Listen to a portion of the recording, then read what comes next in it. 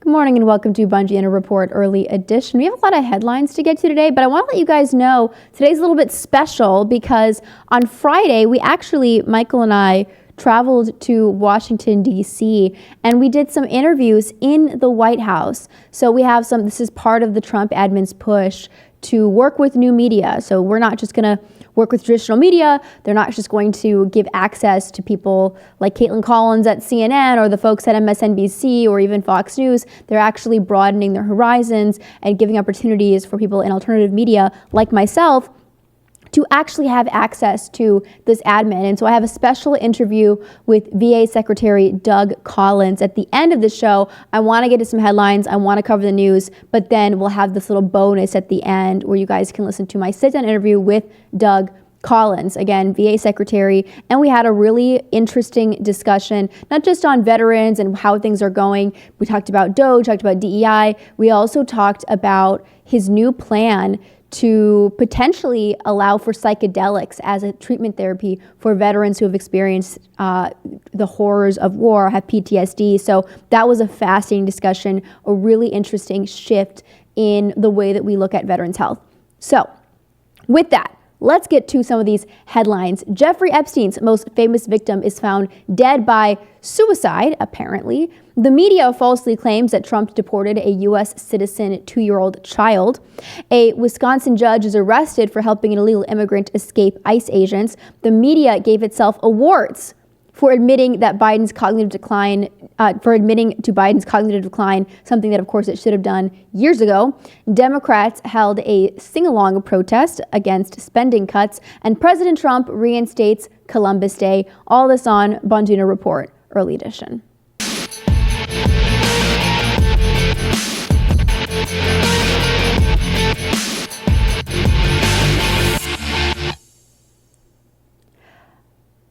I am making it publicly known that in no way, shape, or form am I suicidal. I have made this known to my therapist. If something happens to me, for the sake of my family, do not let this go away and help me to protect them. Too many evil people want to see me quieted.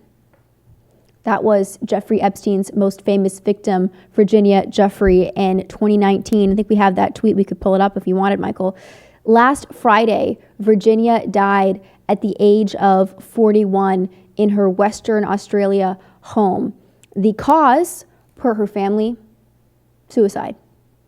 In March, Virginia stated that she was hit by a bus. We covered it on the show. And she apparently was left with these horrible injuries. She had days to live. She was in critical condition. Then the New York Post stated, the New York Times stated that the Australian police described this accident as a minor collision. So they said it wasn't life-threatening. She was lying about it, apparently. And she had these photos of herself looking as if she was on the verge of death, bruised, bloodied. It looked horrific. Apparently that wasn't true. A lot of strange things have happened in Virginia's life. Who was she? Because as a teenager, Virginia was coerced by Jeffrey Epstein and Epstein's then girlfriend, Ghislaine Maxwell, into having sex with prominent men, including the UK's Prince Andrew.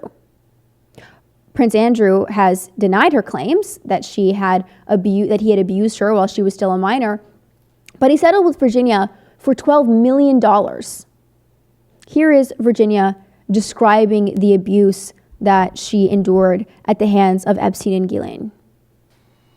I was so young. Ghislaine woke me up in the morning and said, "You're going to meet a prince today." I didn't know at that point that I was going to be trafficked to that prince. And then that night, Prince Andrew came to her house in London, and we went out to Club Tramp.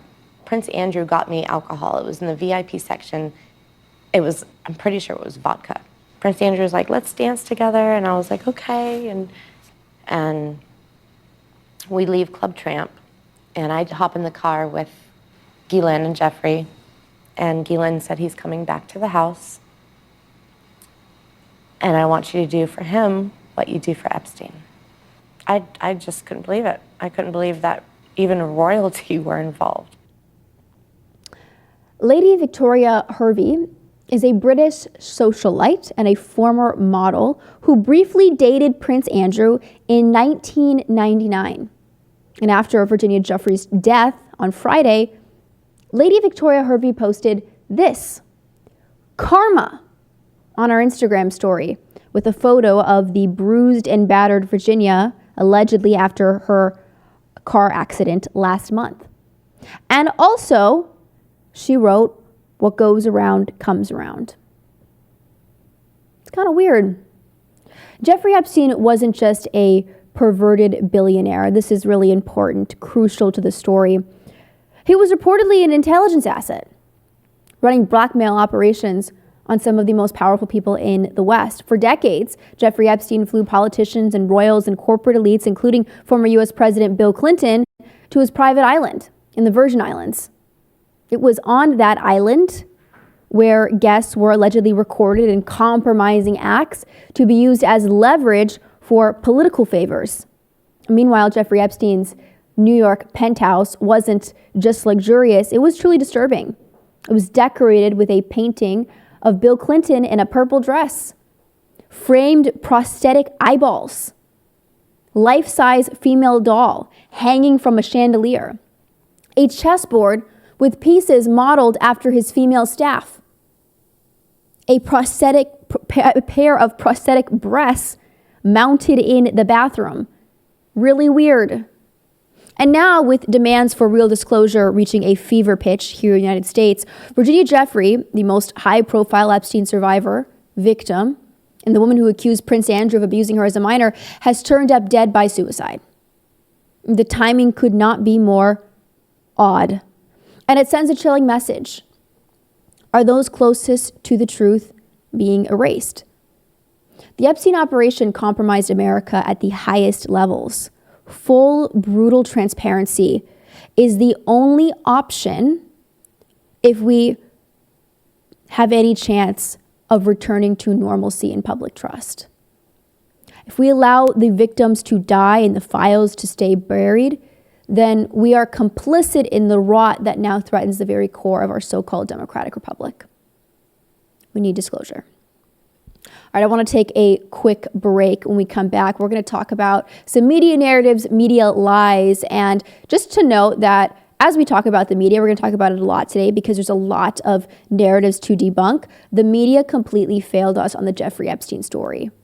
There were a few journalists who knew what was going on. They did the research and they were intimidated into dropping the story. Editors came in over top and dropped the story. People knew about this and they didn't report on it. Because when you report on institutions of power, especially when it involves the intelligence apparatus, somehow the truth has a way of staying buried. Let's take a quick break. All right, you guys know that We're going to pivot to some fact-checking on this show. The claim that's going around right now is apparently President Trump deported a 2-year-old American citizen. Can you guys believe this? How horrific is that? An American citizen, 2-year-old child, deported by this Trump admin. This is from USA Today. 2-year-old U.S. citizen deported with no meaningful process. The New York Times, 2-year-old U.S. citizen deported with no meaningful process, judge suspects. This is horrific. Just horrific. How could he do this? The problem, my friends, is that that is not what actually happened. I'm going to tell you the real story of why this 2-year-old child is no longer in the United States. The Trump admin did not deport a 2-year-old U.S. citizen. The admin deported the child's mother, an illegal alien, who then chose to bring her 2-year-old child with her back to Honduras. The child, being a U.S. citizen, was not and legally could not be deported under immigration law. The Trump admin wasn't doing that. The father, a legal resident of the U.S., naturally wanted to keep his children in the U.S. and oppose the mother's removal. But still, that doesn't change the fact that deportation law applies to adults who violate immigration law, even if they have U.S. citizen children. So breaking the law has consequences, and parenthood doesn't exempt someone from following immigration law or just the law in general. If you're an American citizen and you break the law in this country and you get convicted and you get sentenced to jail time, you don't have a right to stay out of jail because you have children. Just because you're a parent doesn't mean you're exempt from following the rules. This mother freely chose to take her child with her. Some important details about this case. ICE deported the mother after receiving a handwritten note in which the mother affirmed her decision to take her children with her. The difference between a child was deported and a mother took her child with her when she was deported is a massive difference, both legally and morally. But misrepresenting that distinction isn't an accident. It is a deliberate tactic to inflame public emotion and distort the debate. And ultimately what this is about is the safety and security of this country, the mandate to get rid of people in this nation illegally, especially the millions who came under the Biden admin. We have no idea who they are, completely unvetted, lost to the system in some cases. We need to get these people out of the country. And this is a media narrative to, again, inflame the public with emotional manipulation. I want you guys to listen to Tom Homan yesterday on CBS Face the Nation. He does a great job of checking this narrative, putting it into a perspective, and keeping us thinking about the rule of law. Take a listen. Do we have that, Mikey? On Friday, a federal judge who was appointed by President Trump said a 2-year-old American citizen child had been sent to Honduras with the mother who was deported. But the judge said, quote, there was no meaningful process. So again, this is another similar situation and dynamic. Shouldn't there be special care when these deportation cases involve small American-born children? Well, first of all, I disagree with the judge. There was due process. That female had due process at great taxpayer expense and was ordered by the immigration judge after those hearings. So she had due process. Again, this is parenting 101. You can decide to take that child with you, or you can decide to leave the child here with a relative or another spouse. Having a U.S. citizen child doesn't make you immune from our laws of the country. American families get separated every day by law enforcement. Thousands of times a day when a parent gets put in jail, the child can't go with them. These, if you're an illegal alien, come to this country, and you decide to have a U.S. citizen child, that's on you. You put yourself in that position. Well, This was the mother's decision to take her child with her. No U.S. citizen was deported. There was no due process to be had for this child. The mother chose to take the kid with her. No matter how the media twists and spins these lies, it will not be the case that a little child, American citizen, was deported by the Trump admin. This is just a lie. And speaking of fact-checking, the Trump dictatorship, supposed dictatorship, has arrested a well-meaning Wisconsin judge. Can you guys believe it? Who simply cared about immigration due process in the Trump admin in a move to intimidate her and all the other judges. They arrested her. Here was Hassan Piker yesterday, left-wing, young, pro-Palestine activist. He says every person and institution needs to resist against this fascist state before we reach the phrase where they legalize their agenda. It'll be too late for civil disobedience at that point. Okay, this is not a fascist state. This is, again, not what you think it is. Actually, the FBI has arrested Milwaukee County Circuit Court Judge Hannah Dugan for obstruction after she allegedly helped an illegal immigrant evade federal agents in her courtroom. So actually the opposite of due process. And FBI Director Kash Patel announced Dugan's arrest Friday, saying she intentionally misdirected federal agents trying to apprehend Eduardo Flores Ruiz, a Mexican national facing 3 counts of misdemeanor battery. After this judge allegedly ushered Flores Ruiz and his attorney through a side door and down a private hallway to escape, federal agents had to chase and capture him on foot. The judge's obstruction put the public in great danger, Patel said in his statement. Here was Pam Bondi just a couple days ago.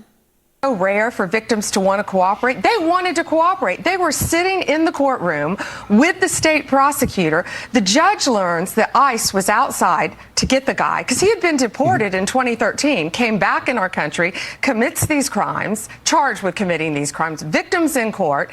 Judge finds out. She goes out in the hallway, screams at the immigration officers. She's furious, visibly shaken, upset, sends them off to talk to the chief judge. She comes back in the courtroom, you're not going to believe this, takes the defendant and the defense attorney back in her chambers, takes them out a private exit and tells them to leave, while a state prosecutor and victims of domestic violence are sitting in the courtroom. Wow. You know, Madam Attorney General, great to have you here. And thank. So for some context here, Flores Ruiz was arrested for assaulting 2 people during a dispute, punching one man in the face and body around 30 times, and then attacking a woman who tried to intervene. This left-wing activist judge was the former head of Catholic Charities in Milwaukee. I'm a Catholic. Catholic Charities is not Catholic. They do very un-Catholic things, like facilitating the illegal immigration crisis and an open border invasion into our country. And this woman openly boasted about measuring her judicial decisions against social justice principles. That's the quote, social justice principles. And this, of course, comes after New Mexico Magistrate Judge Joel Cano and his wife were arrested for harboring a suspected member of Venezuela's violent Tren de Aragua gang. This New Mexico judge has since resigned and been permanently barred from serving in New Mexico's judiciary. New Mexico GOP chairwoman Amy Barella said the people who tried people are tired. The people are tired of a powerful system where the powerful don't play by the rules. Enough is enough, and I couldn't agree with that more. But again, the lies is what gets me. It's the twisting of the truth, and that's why I love this tweet from Jack Posobiec yesterday. He said, or a couple days ago, he said, "This is the first time in U.S. history a judge has been arrested. This is not normal." That's what he tweeted, and he did that on purpose because there obviously have been times where judges have been arrested. And so then Community Notes comes in and floods his post, pointing out all the different times that judges have been arrested over the years. This is genius stuff from Jack Posobiec, seriously. The narrative right now is that Trump is trying to send a message to intimidate judges in this country. No, the message is not to intimidate judges. It's that no matter who you are, judge or not, you'll be punished if you are protecting or aiding or colluding with illegal, dangerous criminals guilty of terrorizing American citizens. You will be punished for standing in the way of the wishes of the American people who voted for a mass deportation agenda under the Trump admin. Here's Pam Bondi again.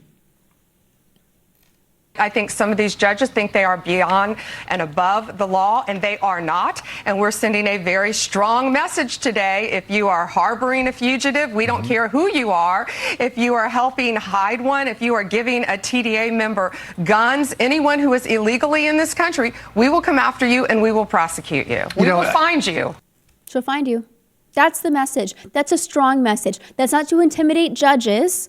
That's to say no one is above the law. And it's kind of fascinating coming from the left. That we're saying no one's above the law. You can't just harbor illegal migrants.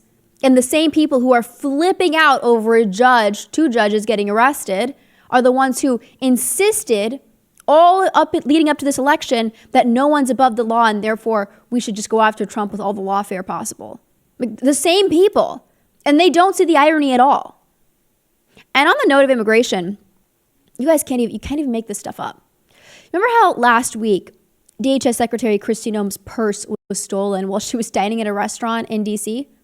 Well, it turns out that the thief, who has now been arrested, is in this country illegally. It's almost poetic. Noem was out here trying to clean up Biden's border disaster. She's shipping criminals back to where they belong. While D.C. is so overrun that illegal aliens are now robbing cabinet secretaries in broad daylight. Or I suppose it wasn't broad daylight. In a place of a normal public place. I mean, it's just absurd.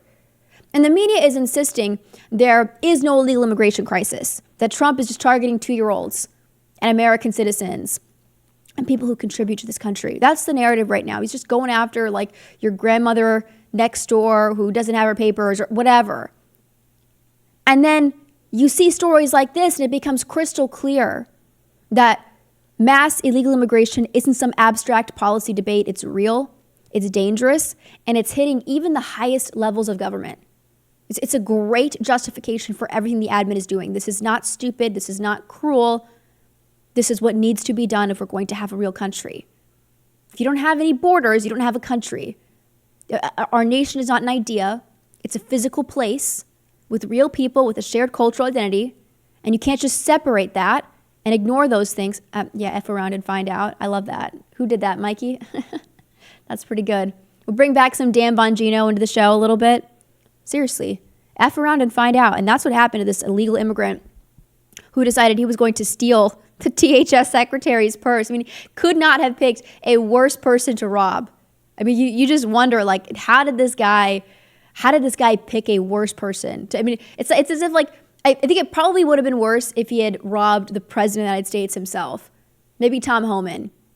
But, like, Kristi Noem was up there. Definitely Tom Homan. Definitely Tom Homan. But yeah, this is dumb. He just bought himself a one-way ticket to El Salvador. All right, back to the media. Saturday night was the White House Correspondents' Dinner, which is, of course, this glitzy event where the DC press toasts itself for being really bad at their jobs. And Trump, of course, never attends. This is his kind of tradition that he just does not attend this because he thinks the media is very bad at their jobs, and they are, and they don't deserve to be patting themselves on the back. Well, they still had their dinner, and on Saturday, the journalists were honored with major awards for, I guess, not doing their job and eventually exposing Biden for his cognitive decline after years of ignoring it. I can't even, again, you can't make this stuff up. So the Associated Press's Amur Mahandi and Zeke Miller took home the top print prize for their reporting on the Biden White House's quiet doctoring of official transcripts. This was, of course, the hoax that there was an apostrophe. He didn't mean to say that negative things about Trump supporters and how they feel right ahead of the election with Kamala Harris. Here was Zeke accepting his award. From the White House to the town of White House, Texas, it's a real place, Peoria to the Persian Gulf, we at AP remain committed as ever to accurate, independent, nonpartisan journalism, to carrying light the world over. You can't even make it up. We at AP remain committed to, as ever, to accurate, independent, nonpartisan journalism. Are you kidding me right now? AP pushed the Russia collusion hoax, pushed for COVID-19 lockdowns while covering for BLM riots. And in the case of Biden, the AP and other major outlets failed to seriously cover his mental decline for years, but they reported an apostrophe. Okay, great. We're going to give you an award for it now. Republicans knew that Joe Biden was unfit to serve before he was even elected president. We talked about it. Everybody was aware of this. It was observable. You didn't have to be some sort of prestigious journalist. You didn't have to graduate from journalism school to understand this. And now the DC press is awarding itself for covering an apostrophe in a transcript. And it didn't stop there because Axios reporter Alex Thompson won the Aldo Beckman Award for overall excellence, specifically for his coverage of Biden's mental decline.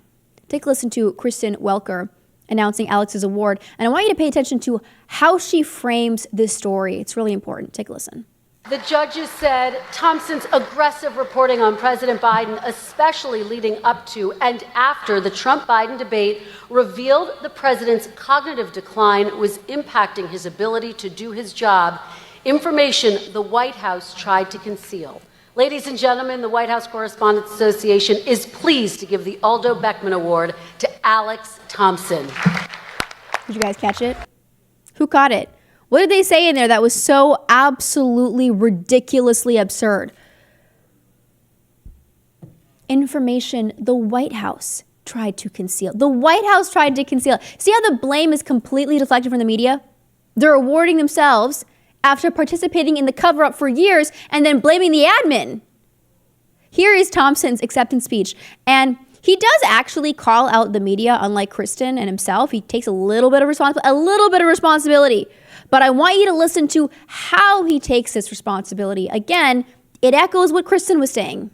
To my bones, I believe that reporting and the White House Correspondents Association is as necessary as ever.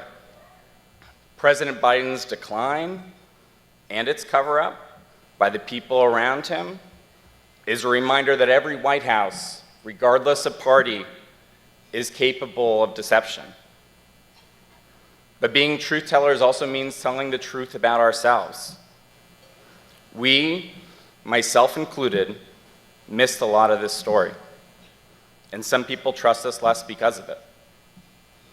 We bear some responsibility for faith in the media being at such lows.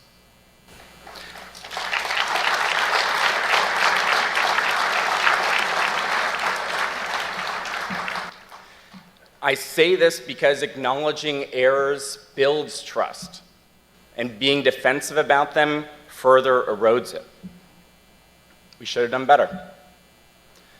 I believe our mission is vital in a world where people are struggling to figure out what's true, and people with power are not telling the truth.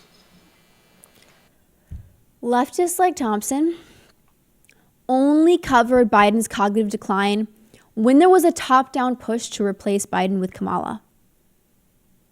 Only until there was pressure for him to resign did they start saying what all of America has known since before he was even elected, that Joe Biden is not mentally there. Again, the framing is that the White House covered it up. It wasn't us, it was the White House. We should have gotten on it a little sooner, but the White House is really to blame. Yeah, that's the White House's job, to protect the president. This is his administration. KJP lied about Biden's mental acuity because that's her job.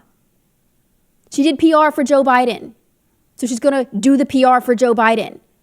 What's scandalous is not that KJP lied about Joe Biden's mental acuity. What's scandalous is that the media did not do their job, which is to report on the facts, especially important ones, like the president's brain is mush. So no, Alex Thompson, you are not worthy of any kind of award.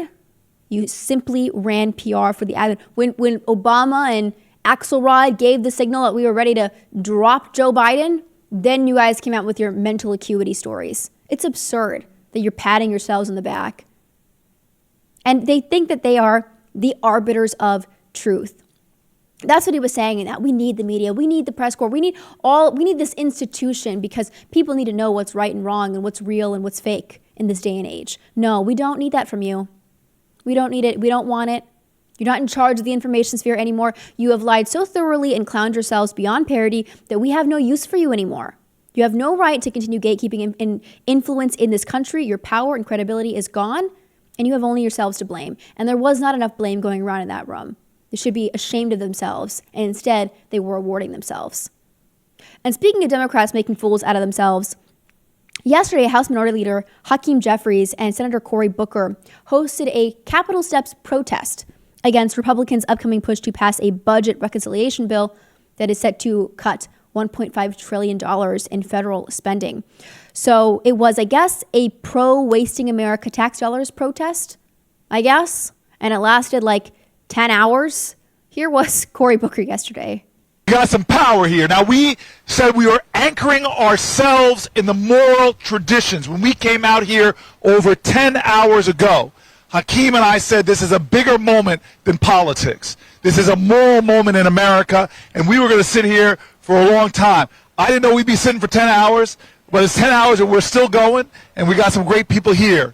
But the moral traditions... This was so pathetic, I actually felt bad. Like, just lecturing about moral traditions. He's sitting on the steps. There's like no one there. Some more people show up eventually. I'm not sure exactly what the timeline is here. Again, they were there for 10 hours. Here they are singing with a gay rabbi of some kind. Also, I think a pro-Palestine gay rabbi of some kind about rebuilding the world from love. Take a listen to this. You know the song from the beginning. I will build this world from love. Yada da da da yada da da.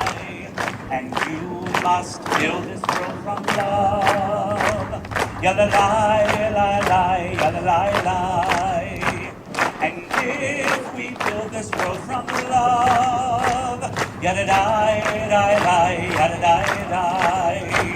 Then God will build this world from love. It's so bad. Yada la la la yada la la. It is really hard to overstate just how pathetic that entire spectacle was. The clapping and the swaying and the singing about rebuilding the world from love while the country sinks under $34 trillion in debt, instead of offering any serious argument for why American taxpayers should keep footing the bill for bloated, broken federal programs. They staged this 10-hour-long musical tantrum with this gay rabbi against even the slightest attempt at fiscal responsibility. This was not just unserious, it was very embarrassing for the left. Democrats have decided that their priority is a sing-along protest for more government waste. This was theater, cheap, childish, frankly insulting. And there's a reason that the Democratic Party is in shambles right now, because they want action from their leaders, whatever that may look like. This is not it. This is not what Democrats want, what young Democrats want, especially. It's great for us. I mean, let's keep it up. Let's have a gay rabbi sing along on the steps of the Capitol every day. I love it. Let's keep doing it. But wow, this is bad for them. This is very, very bad, very cringe, very embarrassing for the left. Something cool did actually happen today. Somebody did accomplish something yesterday, and it was not Cory Booker. It was not Hakeem Jeffries. It was not the gay rabbi. It was actually President Trump, who reinstated Columbus Day.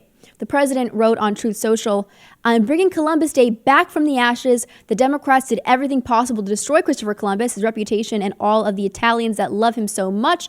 They tore down his statues and put up nothing but woke, or even worse, nothing at all. Well, you'll be happy to know Christopher is going to make a major comeback. I am hereby reinstating Columbus Day under the same rules, debates, and locations as it has had for all of the many decades before."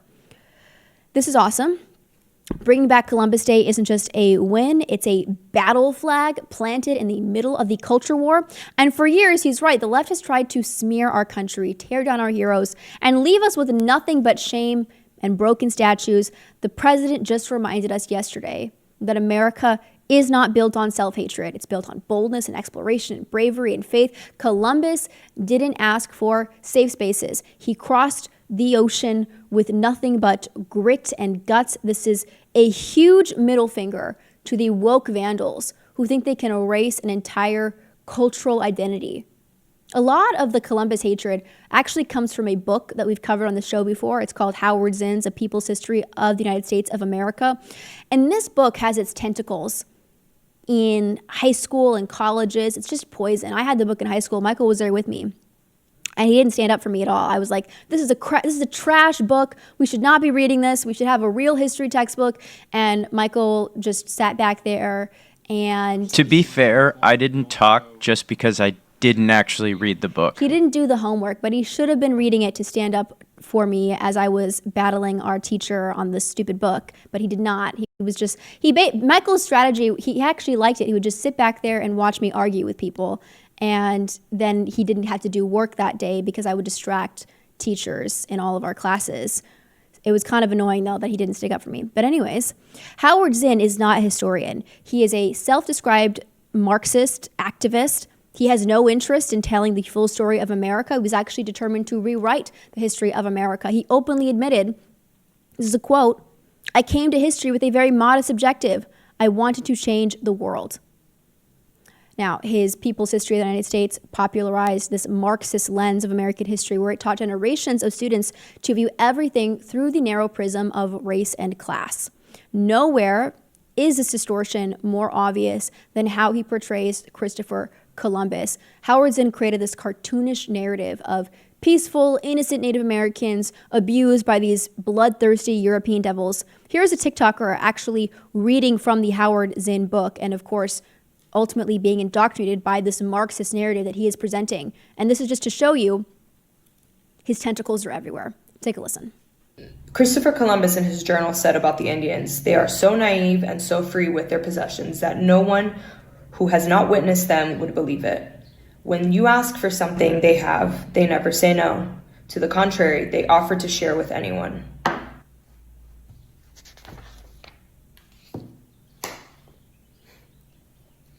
And he wrote that in his journal, mocking them. Because he came from a land full of the worst kinds of people. And so coming in contact with human beings that were so open to sharing and caring and loving was to be mocked. Horrible people. These people were horrible people. And we have a holiday for Christopher Columbus. We have to start from scratch. There is no, we have to pull out every little piece of history that the United States has taught us, grab it and pull it out by our ears and burn it. Burn it. These people were fucking horrible. So that's the message of Howard Zinn, right? This is what it's, that reaction, you have to tear it all out, destroy it, burn it, but that's what he wants you to feel after reading his book. I want to just address something. Somebody said, Evita, regardless of the facts here, you should not tear down your husband publicly. Guys, please stop taking this so seriously. It's just a joke. I'm being sarcastic. Michael's fine. You guys are just super weird about every time I talk about Michael and I joke around with him. Michael, are you offended right now? I'm super offended. Okay, you guys, chill out. Chat, you're fine. Okay, let's talk about this book. So the narrative, of course, innocent Native Americans abused by these bloodthirsty European devils. The real Columbus was far from this caricature that Howard Zinn painted. Zinn was selective about what Columbus wrote in his journal. And Columbus stressed actually his desire to win the native peoples with friendship and conversation and conversion to Christianity through kindness, not violence. This is a quote, another quote that did not make it into the Howard Zinn book from Columbus's journal. I want the natives to develop a friendly attitude toward us because I know that they are a people who can be made free and converted to our holy faith more by love than by force. That wasn't in the book. Christopher Columbus also warned his men to treat the natives fairly, writing, I warned my men to take nothing from the people without giving something in exchange. These details, critical to understanding Christopher Columbus and the era that he lived in, are completely erased by Zinn's ideological framework. Instead of a nuanced, complicated history, students are force-fed a morality play designed to make them hate their own civilization. And by the way, let's not forget about indigenous civilizations at that time, plagued by slavery, cannibalism, and brutal warfare. There was genocide left and right in the Americas before the Europeans came. This is humanity. This is just life. And frankly, I would argue it was more brutal because they didn't have Christianity. Look at what the Aztec Empire was doing. Tearing out the hearts of children, of sacrifice victims. This is the reality of humanity, of civilization, especially when it's pre-Christian. And to paint this narrative that the Indians were just ever, virtuous, blameless, completely innocent, this is a silly thing to say. It's actually, I would argue, infantilizing of the Native Americans. Life and humanity is brutal. History is brutal. All sides have done horrific things to one another. And to create this narrative where one side is perpetually evil and the other side is perfect and virtuous is a lie. It always will be. The poisoned version of history that Zinn championed has seeped into classrooms, museums, the media. It's produced a generation that sees America as fundamentally evil. It's why you see young people tearing down statues and chanting for the end of Western civ itself. When you teach kids that their country was born in original sin, don't be surprised when they turn against it. So to normal Americans, what President Trump did yesterday was a signal that our traditions are worth defending with pride, not apology. We are a nation of builders, of dreamers, and explorers, not guilt-ridden demons. All right, I want to have some time here to share with you guys this interview I did with VA Secretary Doug Collins. I hope you will enjoy it. Michael and I had a fun time in DC. I got to see my dad, I got to see my siblings, but I also got to do these really cool interviews in the White House because, again, this admin really cares about new media, about reaching out in unique ways to this exploding information sphere that has removed itself from the control of the corrupted corporate media. Take a listen to this. Well, thank you so much for sitting down with me, Mr. Secretary. I love that you guys are doing new media. I think it's amazing. Oh, we're excited. Well, you look at it now, you look at where people are getting their information, and it's spread out, and it's much more diverse. I mean, when you look at even nightly news, even on some of the biggest cable or stuff, there may be touching and guesstimate 3 million, and that's from just TV's on. But there's a lot of more new medias out there that where you're seeing more and more people over and over, and it's also invested media. That's one of the things I look at it as is I'm taking a choice to go listen to a podcast or listen to the new media. So I'm excited about it. I think it's a great way to get message out. It's amazing, and it's you're right. The entire media landscape has completely changed, and this admin is responding to it in a way that I think is really incredible, unprecedented, and other administrations are going to have to follow what you guys are doing, or they're going to get left behind for sure. I want to ask you about something that you just did really recently. You sent an email out to all the department employees, having them be on the lookout for instances of anti-Christian discrimination. What prompted that? Well, it was following the president's lead on the executive orders, and where he had formed the task force on anti-Christian bias. And so what we're basically going back for is interesting. As a chaplain, I've been a chaplain in the Air Force now for 20-something years. Everybody has a right to their own belief, and that belief, whether you have a belief or even don't have a belief. But what we found in the previous administration and going others, that everybody's beliefs seem to be okay unless you're Christian. Yeah. It seemed to be, and again, the perception became more reality when you looked at areas. So what we're just simply saying is that's not going to be tolerated. Everybody's belief is valid, and everybody's belief is going to be treated the same. Unfortunately, like I said, under some previous administrations, it was where you couldn't say Merry Christmas or Easter, but yet you called the other faith groups holidays by their actual name and was in trouble if you didn't. So those are little things like that again, they send a subtle message out there. This is, I think, not any kind of a mass, look. It's in the sense of saying we're out to do something. We're out to say, look, everybody's equal here. Your faith matters, because I do believe faith matters.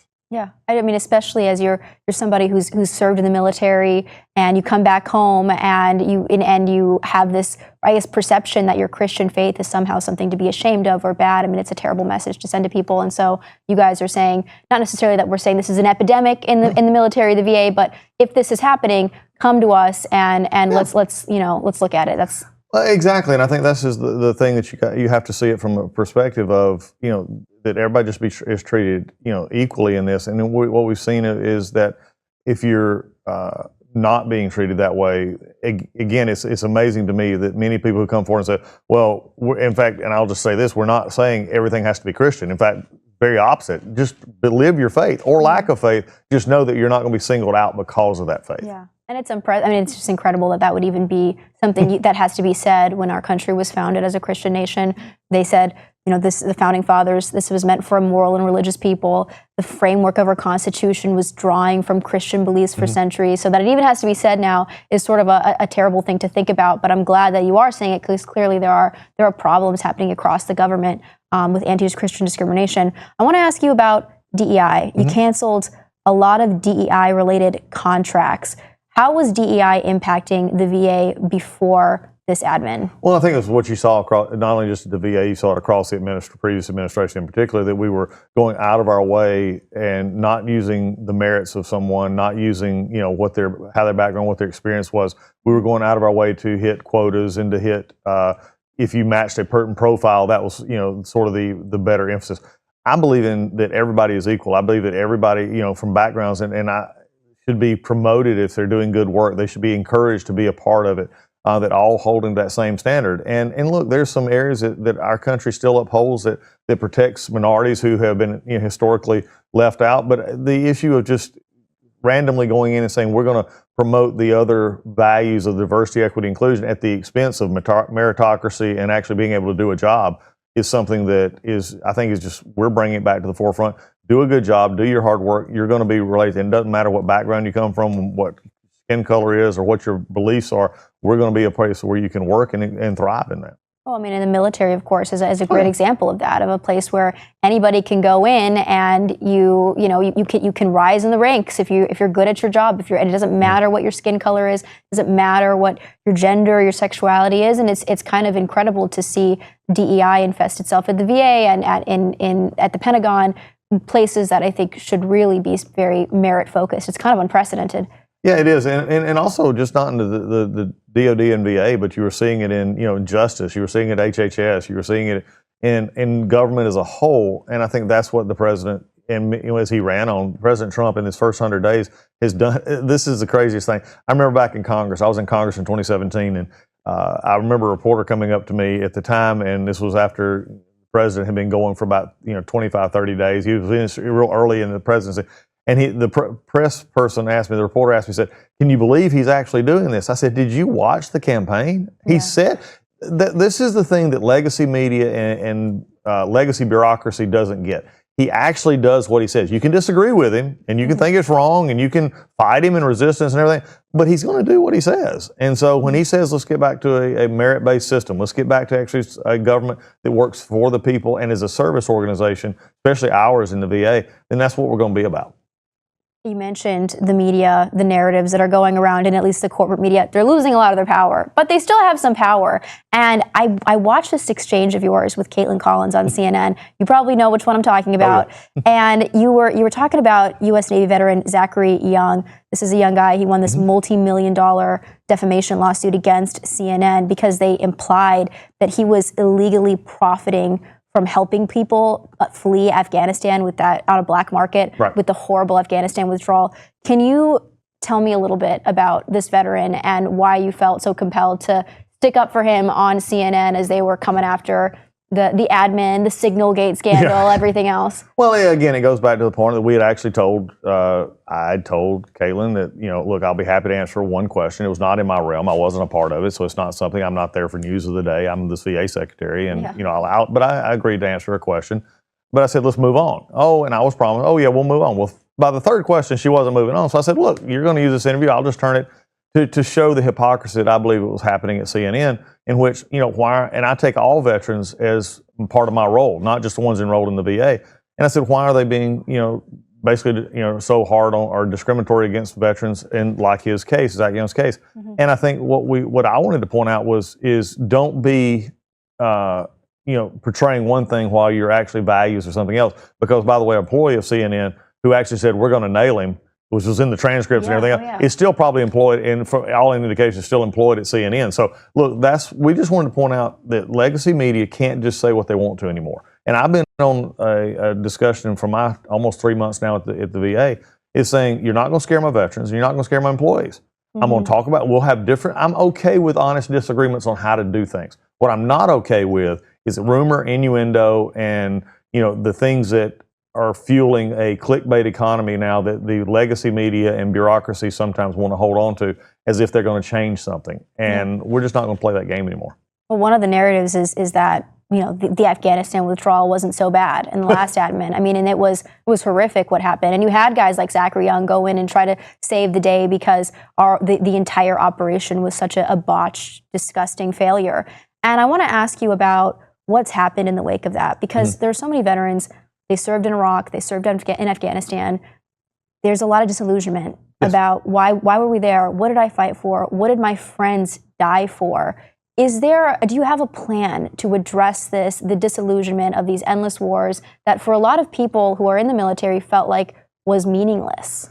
There is. I think but this is something that probably in the last 60 years of our country, we've had to deal with on multiple occasions. Mm-hmm. It's not, it's unique in this, as far as the situation with our Iraq, Afghanistan veteran. Well, let's just go back to Vietnam. In fact, it was the Vietnam veteran that actually changed the VA. If you go back and look at history, it was that Vietnam veteran who's coming back and found the services inadequate, the healthcare was not good, the mental health provisions were basically non-existent, and it was that Vietnam veteran who actually began to push to the changes to make more of a modern VA is what we see it. I think you're seeing a similar situation now that bring on new consequences. Whereas in that time, it was more, we see a lot of mental health, we saw a lot of the prescient nature at that point. Now we're also seeing a lot of physical disabilities. We're seeing that it came back from amputees. People who had normally died in other wars, they're now living, and they're holding that scars as well. And that moral issue, that moral injury issue of what did I do and how did I go about it is really prevalent. So what I'm doing is we're focusing more on outreach to make sure that it's okay to come in and talk about it. It's okay to understand, to have these feelings, and it's okay to talk about them with someone who can actually help you, and not find yourself turning to drugs or alcohol or even prescription medications to help you get by with this. These are all areas that we're going to be looking on. We're also still looking very heavily at the research we are doing right now with psychedelics that have helped some of our PTSD. Yeah. Not an addiction issue. This is not giving out drugs, but it's using a dosage of a psychedelic and then coupling it with treatment. And we're seeing some pretty good work there. And I would love to work with Congress. I know that Bobby Kennedy over at HHS, we've talked about this a number of times. He is supportive of this effort as well, because he's seen it actually work in real life too. So we're doing a lot of different things right now. I would just ask the veteran who's out there who's struggling a bit, find your battle buddy, find your wingman, find whoever you can to talk to, and also realize that at the VA, some of this is, we're trying to change hearts and minds of statute on Congress, because the Schedule I narcotics and stuff, the Schedule I drugs that we just can't use or freely use as we would as we go forward. So there are a lot of things we can do. Just don't give up. Find somebody, get some help. Talk to me about the psychedelics a little bit, because that's pretty radical. There's a lot of stigma around psychedelics, and it obviously there's a lot of legal restrictions, especially if it's for recreational use. Talk to me about what you're seeing data-wise. What's the science showing that makes you say, hey, let's revisit this? Well, and again, I'm going to be very clear. I'm not a legalized drug person. I'm not a in the sense of this things. But used in a medical context, does it work? And what we're seeing so far is the answer is yes. That there is a significant population that this is actually working on that other things have not worked on. I don't think it's probably the thing you go to first. But it should be, as we need to look at to see, is it something we can use in the process? So you have the issues of how does it affect you? How does it open up your mind in a sense to be receptive to dealing with old memories, dealing with moral injury, dealing with those kind of things.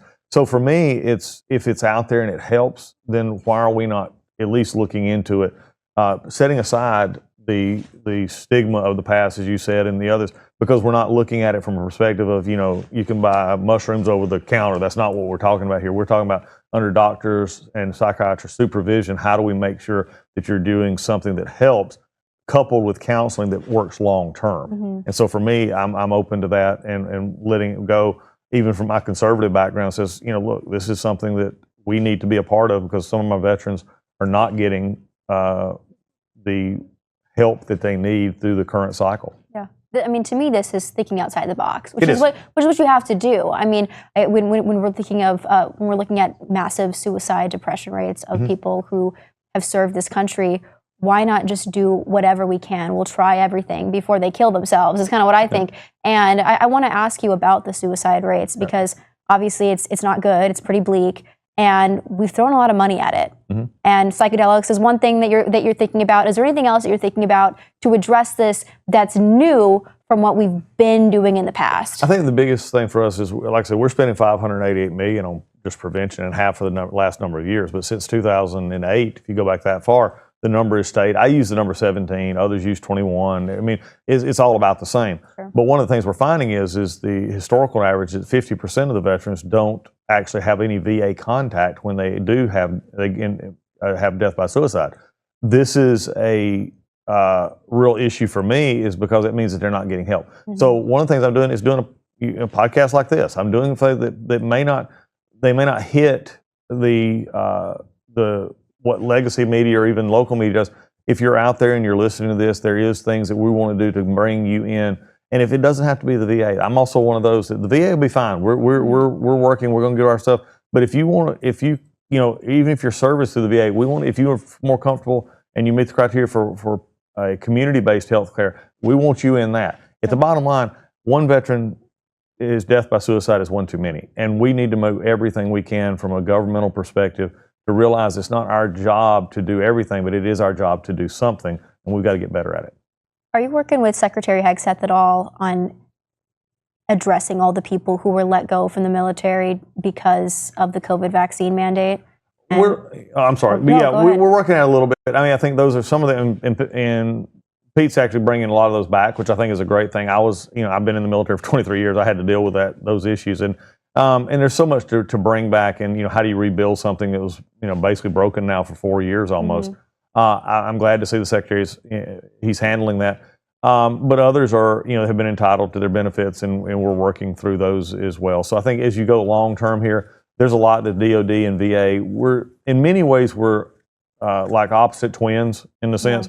We handle the same group of people, but one gets them at the end and one starts them. Yeah. But if we don't work together, I've said this many, many times, and Pete agrees with me on this, that if we're not looking at this from a perspective of how do we, not how just we take on, but if he's not looking at it from his medical perspective in DOD, then recruitment's going to suffer. So if we start at recruitment and we're not getting it because we're not taking care of the veteran, we're not taking care of the DOD member while they're not going to encourage members to join. So it starts at recruitment, comes through DOD, gets to me, and ultimately we and many times lay them to rest. So we've got to work together at transition. That's an issue that we could spend 2 or 3 hours on. DOD is, I know they're want to do it well, but it's a struggle. We're getting it after maybe a poor handoff. And again, a lot of it's on the member as well. I'm not putting this on either agency, but there's some things we can do better to get more of a warm handoff between the two, especially if they're struggling, especially if they're having issues that we can see as they're coming out. You might not know this off the top of your head, but what was the backlog of veterans' disability claims when Trump left office versus as he's coming in after the Biden admin? Well, it's a little bit different. Before COVID, and you have to use COVID as a marker here. Before COVID, it had gotten under 60,000 on the long-term backlog, and they were working that caseload on down. After COVID, without being able to do health appointments and doing the medical exams, it had ballooned back up. But when I stepped in back in the 1st of February, January 20th, it was around 265,000. We're down under 240,000, or about 240,000 now. But just to let everybody out there know, now we have about 1 million that we're processing, and our days to process to completion is also too high as well. We don't like to talk about that as much, but I'm willing to talk about it to say we've got to get the number down to about 135 average days to completion. That needs to shorten as well. But one of the things I'm doing right now is my deputy secretary, who just got confirmed a few weeks ago, I've tasked him with getting it back down. He was at VBA when they got it down first time, so he's back at it. We're going to use whatever we can to really, hopefully, in a short amount of time, definitely through the end of this year, get that number back to where it was pre-COVID. The argument is, well, now everything's going to be so much longer because the secretary's making all these cuts. What do you say to that? Well, at this point, we made no cuts, so anybody that says that is basically, I told there was a senator, happened to be a senator the other day, went before a group of veterans, and unfortunately he's a veteran as well, and said, well, if you make 80,000 cuts, your health care is going to suffer and all this other stuff. And I went on and I just answered it the other morning on a news show, and I said, explain to me exactly where that happens, because I've not cut anybody. Okay. So at this point, the riff is still going on in the sense of we're trying to find the right place. Real quick numbers. I don't like to typically overwhelm the numbers. Sometimes numbers matter. In 10 years, we've been on a GAO report that says we're high risk for abuse and fraud and waste and these kind of things, plus also healthcare recruitment and also healthcare quality. 10 years, GAO said this. In that time, we have raised our budget well over $100 billion, raised it over 100,000 employees during this, a lot of it in the last 4 to 5 years. And yet our number of veteran service stayed around 9 million, while actually the number of veterans in the nation has actually declined. Right. So the question is not about money and personnel anymore. It's the fact that we're not putting them in the right places. So we're looking at our organization bureaucratically, and this is the one thing I hear from veterans all the time is, why does it take so long? Why are we not getting it? Well, part of it is because we have a bureaucracy that everybody wants to do their own thing. That's been my biggest challenge, is bringing some basically standardization to the VA, so that we're not 170 hospitals acting as if they're the only one. They're going to act as a VA. Our clinics the same way, and our benefits and disability folks understanding we're all on the same page. So it takes a lot, but we're getting there. Homelessness, opioid addiction. Yep. Obviously, it's related to suicide and depression as well, but do you have anything to address those two specifically? Yeah, we're working really hard. Homelessness is a multifaceted thing that is because you end up, one thing leads to another thing, and then also homelessness leads to a higher production for suicide as well. So what we're trying to do is work better in jobs, making sure our veterans are trained, that they can go out and get jobs. Frankly, it also ties back into mental health counseling and just regular. I hate the term mental health. I'm a counselor, by chaplaincy, and what I want to know is just what's bugging them. Why do they continue with their anger issues? Why, are other issues that may have put them in a position where they can't keep a job? Yeah. So we're looking at it from a lot of different perspectives. We spend a lot of money in that area. I think part of that is that we do it as to help, but it may not be helping as the way we need it to help. So we're trying to refocus that program as well. Yeah. Is there anything else that you want to leave us with, people thinking about veterans and what you guys are doing and changing that we might not have hit on? Yeah, the only thing I'll say is to the veterans out there, don't believe what legacy means. Don't believe people who are not inside my room or my office that are telling you what is happening. There's a lot of folks who don't like change. Change is difficult for everybody. But the VA has not been through a change question of why we do some of our stuff. So all I want to say is follow us on social media, follow us in our interviews, listen to what I'm telling you, even when I go to the Hill or anywhere else, because I'm going to give you the honest truth, whether it's good or bad for the VA, I'm not as concerned about. I'm concerned about making sure that we're working toward doing one thing, and that was my first promise when I stepped in, is it's going to be about the veteran. It's not going to be about our organization. Our organization is a service organization that takes care of veterans. And so we're just putting that focus back on the veteran. I love that. Thank you so much, Mr. Secretary. Thank you so much.